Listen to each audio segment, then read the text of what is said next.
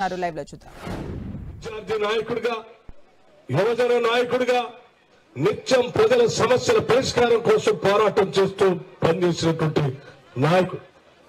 చిన్న వయసులోనే శాసనసభ్యుడు అయిన తర్వాత అఖిల భారత కాంగ్రెస్ కమిటీ అధ్యక్షుడి దగ్గర నుంచి మొదలు పెడితే మనందరి ప్రియతమ నాయకుడు రాహుల్ గాంధీ గారికి కానీ, సోనియా గాంధీ గారికి కానీ, మల్లికార్జున్ ఖర్గే గారికి కానీ దేశ వ్యవహారాల్లో కాంగ్రెస్ పార్టీ చేసేటువంటి కార్యక్రమాల్లో వారికి అండగా ఉంటూ నిత్యం కాంగ్రెస్ పార్టీ కోసం పనిచేస్తున్నటువంటి నాయకుడు వంశీ చంద్రారెడ్డి గారు ఇక్కడ ఉన్నా, ఢిల్లీలో ఉన్నా, హైదరాబాద్ లో ఉన్నా కేవలం కాంగ్రెస్ పార్టీ కార్యక్రమం, కాంగ్రెస్ పార్టీ విజయం కోసం, కాంగ్రెస్ పార్టీ ద్వారా ప్రజలకు సేవ చేయాలనేటువంటి ఆలోచనతో పనిచేసేటువంటి నాయకుడు ఈరోజు అఖిల భారత కాంగ్రెస్ కమిటీ ఆయన్ని ఈ మహబూబ్ నగర్ పార్లమెంట్ నియోజకవర్గానికి కాంగ్రెస్ పార్టీ అభ్యర్థిగా ప్రకటించడం జరిగింది.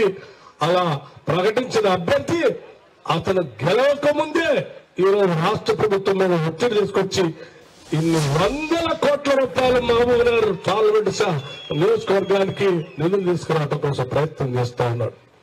రేపు గెలిచిన తర్వాత నేను అనుకుంటూ ఉన్నాను, బహుశా ఏ పార్లమెంటు సభ్యుడు కూడా పని చేయనంత గొప్పగా నిత్యం ప్రజలతో మమేకమై ఈ ప్రాంత అభివృద్ధి కోసం పనిచేస్తామని నాకు నిజంగా నమ్మకం ఉంది.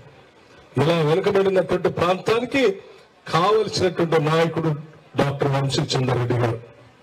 మనసున్నటువంటి నాయకుడు, ప్రాంతం అభివృద్ధి చెందాలని కోరుకున్నటువంటి నాయకుడు, నీళ్లు ప్రేరించాలని తప్పించేటువంటి నాయకుడు, పరిశ్రమలు రావాలని ఆలోచించే నాయకుడు, విద్యార్థులు బాగా చదువుకోవాలని కోరుకున్న నాయకుడు, చదువుకున్నటువంటి నిరుద్యోగ యువతి యువకులకి ఉద్యోగ అవకాశాలు కల్పించడం కోసం ప్రణాళికలు రచించేటువంటి చదువుకున్నటువంటి వ్యక్తి డాక్టర్ వంశీ చంద్రారెడ్డి.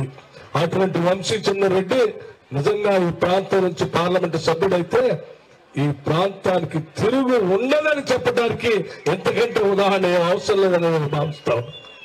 మిత్రులను ఆలోచించి ఈనాడు మనం కొట్లాడి తెచ్చుకున్న తెలంగాణ రాష్ట్రం 10 ఏళ్ల పాటు టీఆర్ఎస్ పార్టీ పాలన చేసింది. ఒక్కసారి మనసు పెట్టి ఆవేశాలు పోకుండా